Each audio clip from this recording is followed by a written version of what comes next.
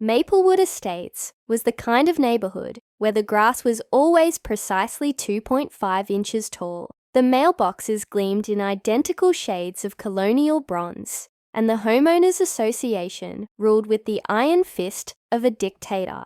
And at the center of it all, Karen Whitmore, HOA president, enforcer of petty decrees, and self-appointed arbiter of suburban perfection. I'd managed to avoid her scrutiny for years. My hedges were trimmed, my trash cans hidden, and my Christmas decorations tastefully timed. But Karen had a sixth sense for violations. And when she finally set her sights on me, it wasn't over hedges or holiday lights. It was over something far more infuriating. Parking, specifically my fire truck. I wasn't a full-time firefighter, just a volunteer, one of the dozen locals who dropped everything when the alarm blared. My personal truck had been outfitted with emergency lights, a radio, and a heavy foot on the gas pedal. The department relied on us to get there fast, and in 3 years, I'd never missed a call, until Karen decided my truck was an eyesore. The first warning came as a crisp, officious letter slipped into my mailbox. Per HOA bylaws, Section 8.3, vehicles with non-standard modifications are prohibited from street or driveway visibility. Remove or relocate immediately. I scoffed. It was a fire truck, not a monster truck. I ignored it. Big mistake. 2 days later, as I was loading groceries into my car, Karen materialized beside me like a specter in a pastel cardigan. "Jake," she said, voice sweet as poisoned honey. "We need to talk about your vehicle." I forced a smile. "It's emergency equipment, Karen. I can't just hide it in a garage." Her lips pursed. "Then perhaps you shouldn't keep it here at all." I should have seen the warning for what it was, but I didn't. Not until the day my pager screamed to life, the dispatcher's voice crackling. "Structure fire, 1427 Oak Ridge. All available units respond."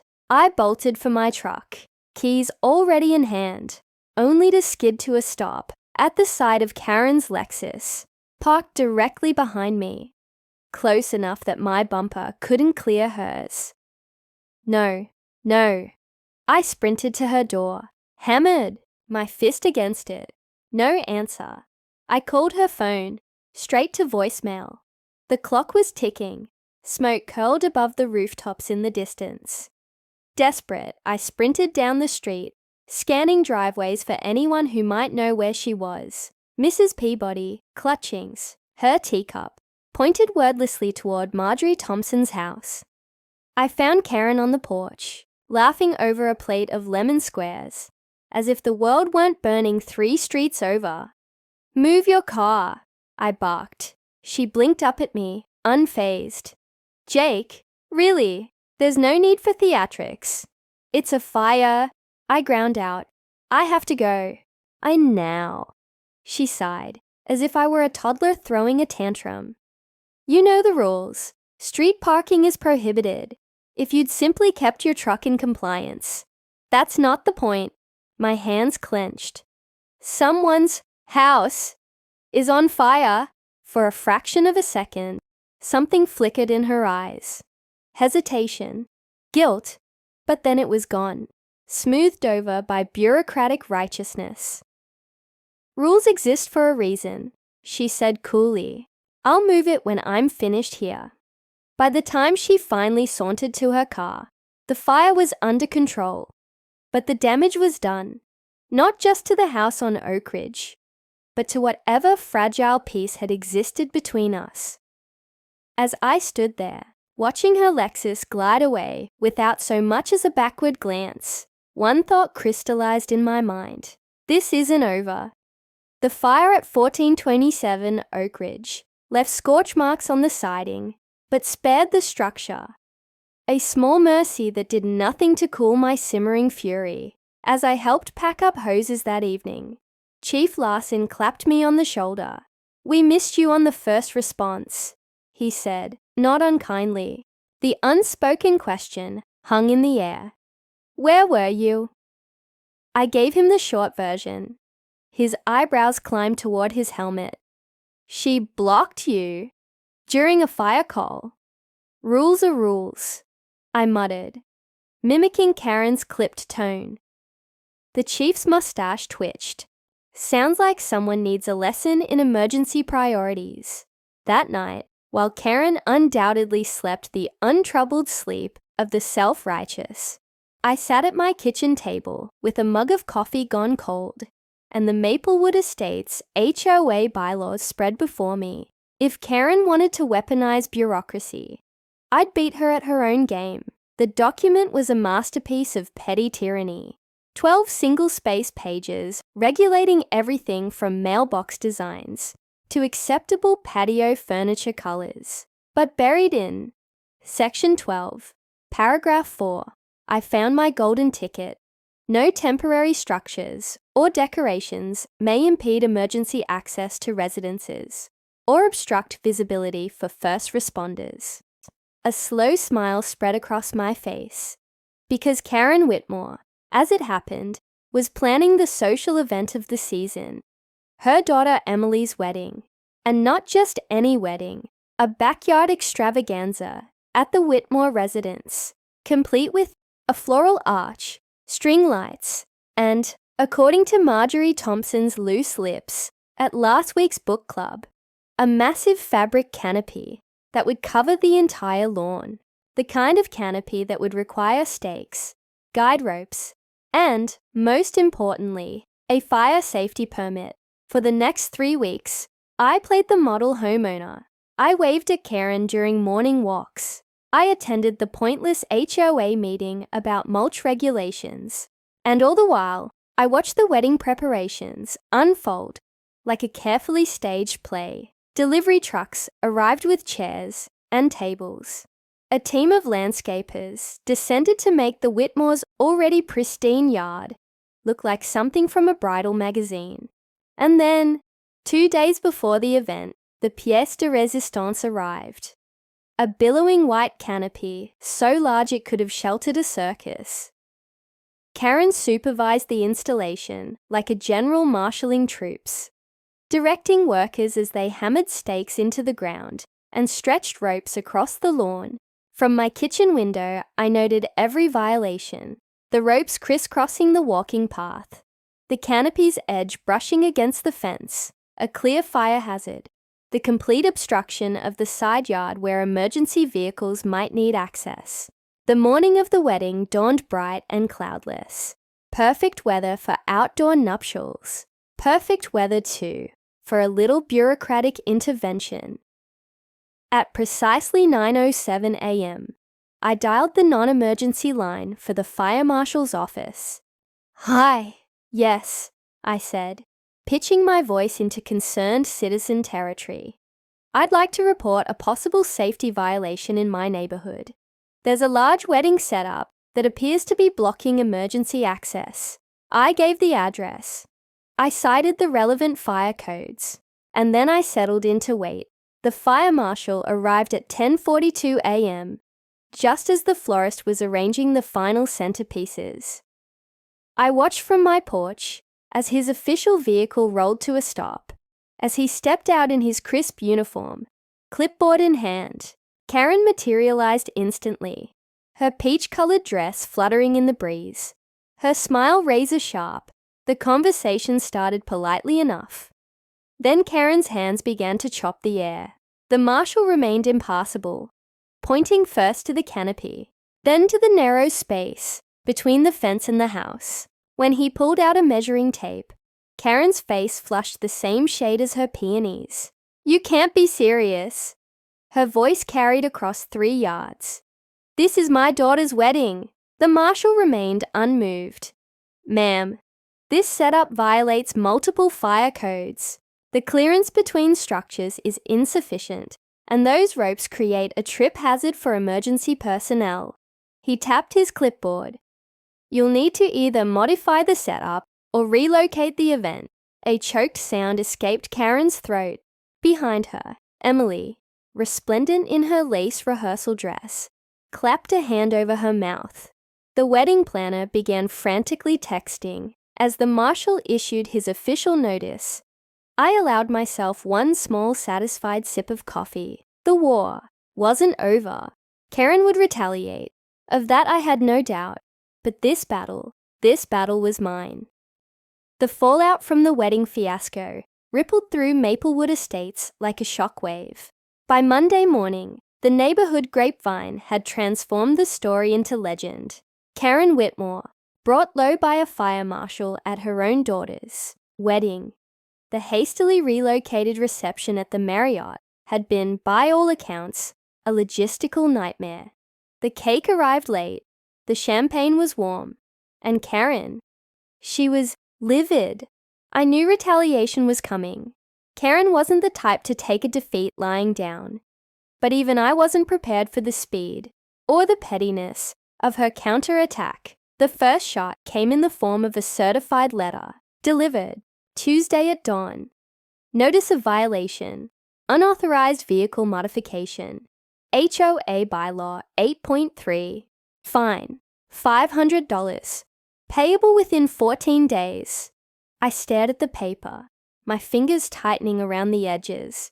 She'd slapped me with the exact same violation I'd ignored weeks ago. Only now, it wasn't a warning. It was a declaration of war. But Karen wasn't done. That evening, as I pulled into my driveway, I found her waiting on my porch. Arms crossed, lips pressed into a thin line. The setting sun cast long shadows behind her, stretching her silhouette into something almost monstrous. "Jake," she said, voice dripping with false civility, "we need to talk about your continued disregard for community standards." I stepped past her to unlock my door. "There's nothing to talk about, Karen. My truck stays." Her smile was razor thin. "Oh, I think there is." She pulled a second envelope from her purse. "Emergency HOA meeting, tomorrow night, 7 p.m. Mandatory attendance." I took the envelope, holding her gaze, looking forward to it. The meeting was held in the community clubhouse. A sterile room with fluorescent lights and a dozen folding chairs arranged in perfect rows. Karen sat at the front table, gavel in hand, flanked by her loyalists. Marjorie Thompson, who recorded every minor infraction with the zeal of a wartime journalist, and Richard Langley, a retired lawyer, who quoted bylaws like scripture. The air smelled like cheap coffee and cheaper perfume. Karen called the meeting to order with a sharp rap of her gavel. "Tonight," she announced, "we address a pattern of violations by one of our residents." Her eyes locked onto me.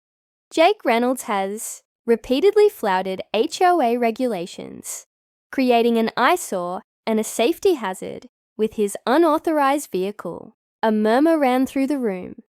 Marjorie nodded vigorously. I leaned back in my chair, arms crossed. "It's a Firetruck, Karen, not a junker." She ignored me. I motioned for an immediate fine of $500 and the removal of the offending vehicle from Maplewood Estates property. Richard seconded the motion without hesitation. That was when I stood. "Before we vote," I said, pulling a folder from my bag, "I'd like to address the board." Karen's grip on the gavel tightened. "This isn't a courtroom, Jake." "No," I agreed, "but it is a governing body, and governing bodies should follow their own rules." I opened the folder and slid a stack of papers toward her, starting with HOA bylaw 4.79, which states that board members must respond to emergency access requests within 24 hours. I tapped the top sheet, a printed copy of my unanswered voicemail from the day of the fire. "You ignored mine. Twice!" Karen's nostrils flared. "That's irrelevant to..." And then, I continued, pulling out my phone, "there's the matter of your parking habits." I turned the screen to face the room. A slideshow began. Photo after photo of Karen's Lexus, parked squarely in the fire lane outside the clubhouse. Every Thursday, like clockwork. The room erupted. Marjorie gasped. Richard's mouth fell open. And Karen? For the first time since I'd known her, she looked speechless. I let the silence stretch for a bit before delivering the final blow. So, if we're talking about safety hazards, I said softly, maybe we should start with the HOA president who parks in fire lanes weekly. The room exploded into chaos. Voices overlapped, some shouting in outrage, others in agreement. Karen's gavel came down again and again, the sharp cracks drowned out by the uproar. And then, from the back of the room, a single clear voice cut through the noise. Hypocrite. The word hung in the air like a guillotine's blade. Karen's face went slack. Her grip on the gavel faltered. For one glorious, fleeting moment, the woman who had ruled Maplewood Estates with an iron fist looked small. The meeting adjourned shortly after. No vote taken, no fine issued. But as I walked out into the warm night air, I knew one thing for certain: the tide had turned. The fallout from the HOA meeting spread through Maplewood Estates like wildfire. Karen's reign of terror had been built on an illusion of infallibility. And now that the illusion had cracked, the neighborhood wasted no time in tearing it down. Completely. For 3 days, my phone buzzed nonstop with texts from neighbors. Did you see the petition going around? They're calling for a special election. Karen hasn't left her house since the meeting. I didn't gloat much. The special election was scheduled for the following Tuesday. Karen, in a desperate bid to save face, papered the neighborhood with flyers touting her accomplishments, new playground equipment, lower HOA fees. But the damage was done. The photos of her Lexus in the fire lane had been printed, enlarged, and taped to every community bulletin board. Election night arrived with unseasonably cool air, the kind that carried whispers of change. The clubhouse was packed, standing room. Only, as the nominations were read, Karen sat stiffly at the front table, her usual crisp blazer replaced by a cardigan that somehow made her look smaller. When the votes were tallied, the result wasn't even close.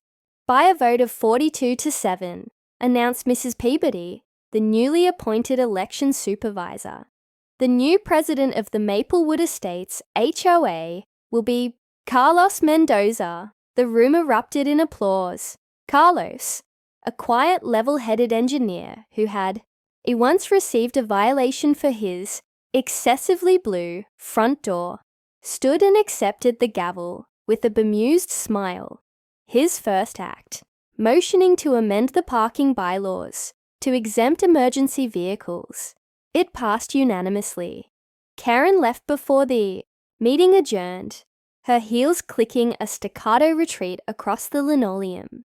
I followed her out, not to taunt, but to watch, to savor the moment when her reign officially ended with the squeak of her Lexus's tires peeling out of the parking lot. The changes came quickly after that. The new board streamlined the violation process, added term limits, and, most importantly, installed actual fire lane signage near the clubhouse. My truck stayed parked in my driveway, lights and all, without so much as a disapproving glance. As for Karen, she became something of a ghost in the neighborhood. Her walks grew shorter, her presence at community events non-existent. The only reminder of her iron-fisted rule was the occasional glimpse of her through the Whitmore's spotless front window, glaring at passers-by like a deposed monarch. Then, one crisp autumn morning, I came home from a call to find a folded note tucked under my windshield wiper. You won. Happy now. The handwriting was unmistakable. I smiled, tucked the note into my pocket, and headed inside.